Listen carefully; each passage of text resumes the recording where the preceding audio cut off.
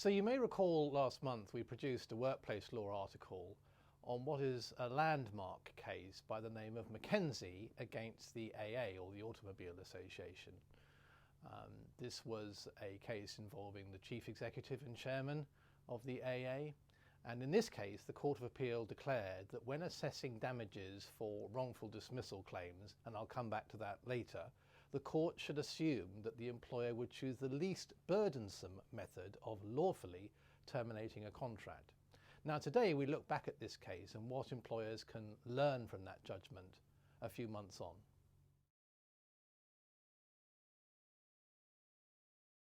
So the claimant employee in this case was a former chairman and chief executive of the Automobile Association, also known as the AA. This is the Breakdown Recovery and Car Insurance Group. Now in 2017 he was accused of instigating a violent and unprovoked assault on a subordinate colleague in a hotel bar following a work away day.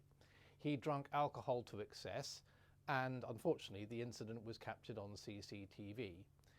He was placed on paid leave and investigation was commenced. Now Mr Mackenzie held his hands up and admitted to the attack and said that he'd been suffering from intense stress as a result of his workload. This was supported by a medical report on him which referred to possible neurological illness and a toxic combination of extremely high stress levels over some years and being undermined by a colleague. Now he decided to resign from his job, citing his ill health, and invited the AA to release him from his 12 months contractual notice of termination obligation. He also resigned from his executive directorships. Now the AA decided to refuse to let him go quietly, and instead it decided to summarily or immediately dismiss him on grounds of gross misconduct. This resulted in a number of serious financial consequences for Mr Mackenzie, in the sense that he had to forfeit his valuable discretionary bonus under the annual bonus scheme, related shares allocated to him under a performance incentive scheme, and the loss of other benefits. Now he argued that his assault was not misconduct at all, but a result of him losing control because he was seriously unwell.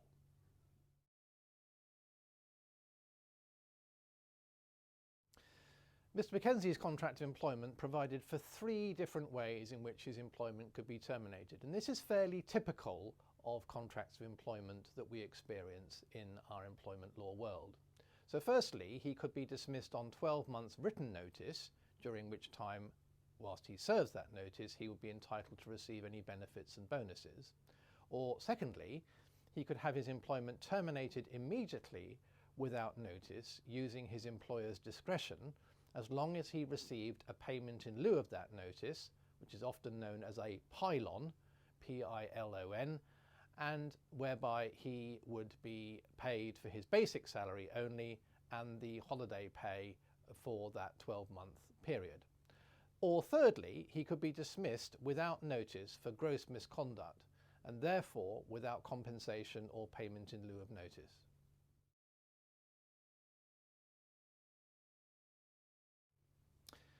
Mr Mackenzie's claim was all about challenging the actions taken by his employer, the AA, in summarily or immediately dismissing him without notice for gross misconduct.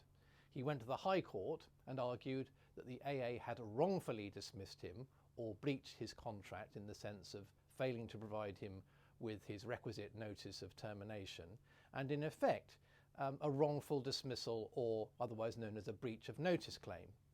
Now he argued that the better managed exit, which he had proposed, would have been less detrimental to the company's share price, which substantially dropped in the aftermath of his dismissal.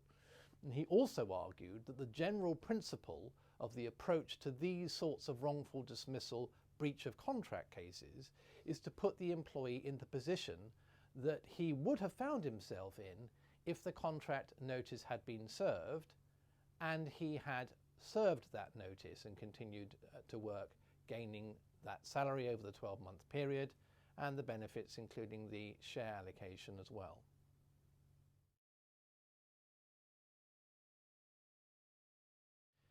So in Mr Mackenzie's case, the High Court declared that any court dealing with this sort of case must assume that in wrongful dismissal claims, the employer would take what is known as the least burdensome course of action to bring about the earliest possible termination of someone's employment. Now, in that case, it would be Mr Mackenzie receiving his payment in lieu of notice, or pylon, bringing an end to his employment earlier than if he had been given notice, meaning he would not be entitled to payment of any of the other benefits, such as the bonus which I've talked about and the allocation of shares that would otherwise have accrued during any 12-month notice period served by him.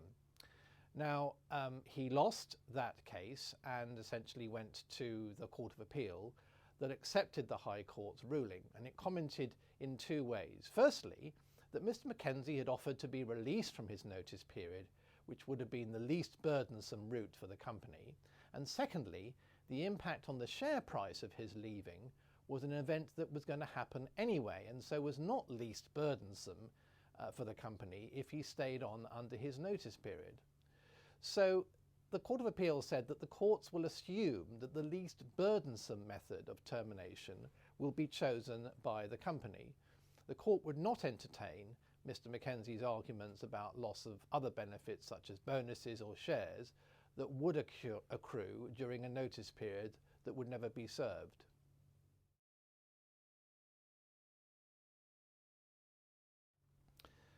It is quite apparent from this ruling in Mackenzie against the AA that courts will acknowledge the importance of respecting the termination options listed in an employee's contract. Therefore, as a starting point, it's absolutely essential for employers to ensure that all employees are issued with a contract of employment when they begin working, first and foremost, and that is a day one right from when they start work. And if appropriate, this contract should allow for a number of dismissal options: notice of termination, pylon or payment in lieu of notice, or immediate termination for gross misconduct.